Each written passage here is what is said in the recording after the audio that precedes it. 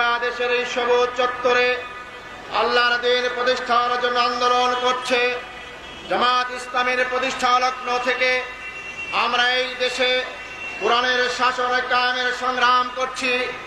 যারা কোরআনের শাসন কায়েম হলে দুর্নীতি করতে পারবেন না, যারা কোরআনের শাসন কায়েম হলে শোষণ করতে পারবেন না, যারা কোরআনের শাসন কায়েম হলে নিজেদের অর্থনৈতিক সুবিধা ভোগ করতে পারবে না, জামাতের প্রতিষ্ঠা লগ্ন থেকেই তারাই জামাতের উপর আঘাত এনেছে, জামাতের আন্দোলনকে স্তব্ধ করার চেষ্টা করেছে, জামাতের পথ রুদ্ধ করার চেষ্টা করেছে।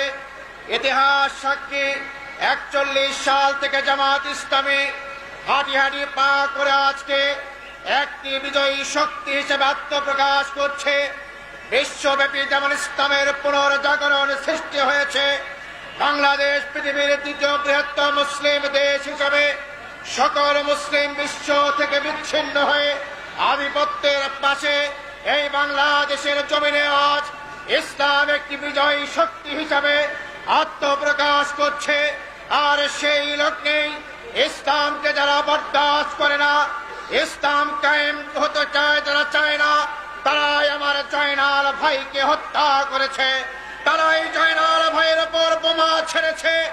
আজকের এই সমাবেশ থেকে স্পষ্ট বলতে চাই, এক জয়নাল ভাইকে হত্যা করে জামাত ইসলামের আন্দোলনকে স্তব্ধ করা যাবে না। শিবিরের 70 জনকে হত্যা করা হয়েছে, জামাতের 18 জনকে হত্যা করা হয়েছে।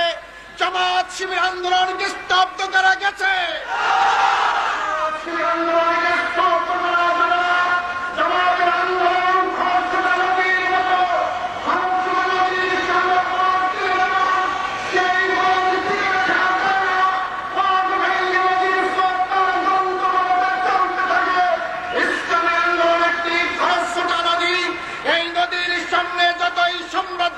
শক্তি, আধিপত্যবাদী শক্তি, মৌলবাদের সাম্প্রদায়িকতা, জেল জুলুম হত্যার মাধ্যমে বাদ দেওয়ার চেষ্টা করা হোক না কেন, এই পথে ইসলামকে স্তব্ধ করা যাবে না। সংগ্রামী ভাই সব জয়েন।